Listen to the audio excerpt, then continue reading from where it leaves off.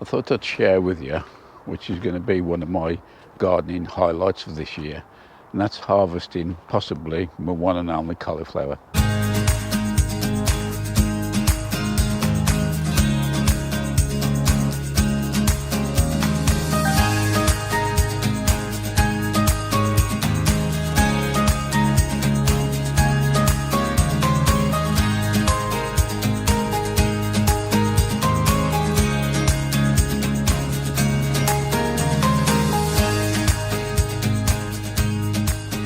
Right, let's get down and get in.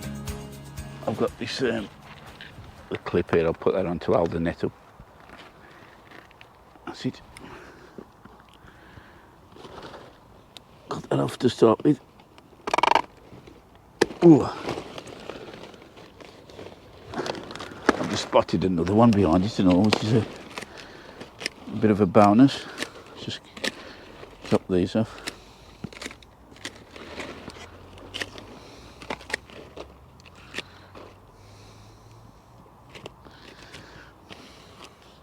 Considering what I was expecting, that's a winner for me. I think while I'm down there, I might as well get the other one as well.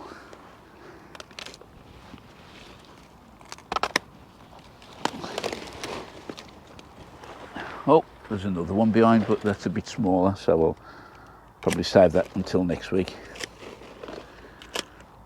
And in the surplus we freeze collies because we get they keep fairly good.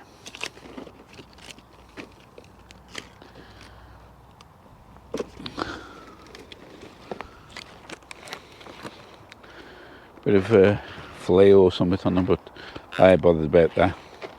That's a winner for me today. I'm back in the brassica tent, and this Calabrese, the Iron has really been a bumper crop for me this year. It's flowered its heart out, and I think this is actually going to be the last one of the season. Coming out of that brassica cage is a bit like Pandora's box. Always come out with something that I didn't expect. That's the Calabrese that I picked, the Ironman. Lovely. In there's some couple of cabbage. These greyhound or dog cabbages, Dave Taylor calls them. The slugs have started to have a go at this, but pull a few leaves off. That'll tidy up. And it's a fair cabbage, that is. So I'm happy with that one. And there's more. Another little bonus crop here. These are the Crimson Crush. Starting to ripen now. These have done really well this year. You can see them nice and clean, no marking on them at all. Lots of trusses, and it says you can see there's plenty of fruits on, but they say they're starting to ripen now. I've had one or two off, and there's another nice one there. I'll just take that one off. But I think within the next few weeks we're going to be picking quite regular off here. That one's actually bent the plant over, there's that much fruit on. That's Crimson Crush. Back in the brassica cage again. I'm just clearing this out now. These are the cauliflowers, which is a total disaster. This variety in particular, all year round. Never going to touch these again. So the Clapton have produced a little bit on. I know it's been a difficult season, but nah, these are not for me.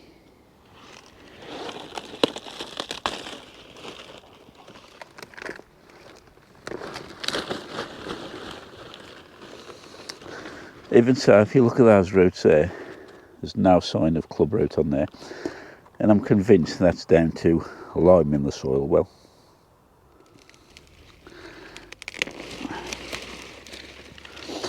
I tend to grow club root resistant varieties, which helps also.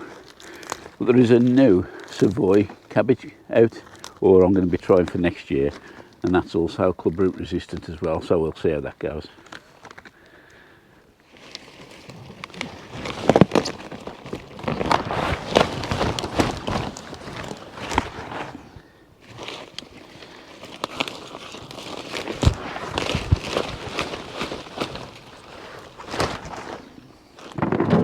Don't worry, it's not another potato reveal.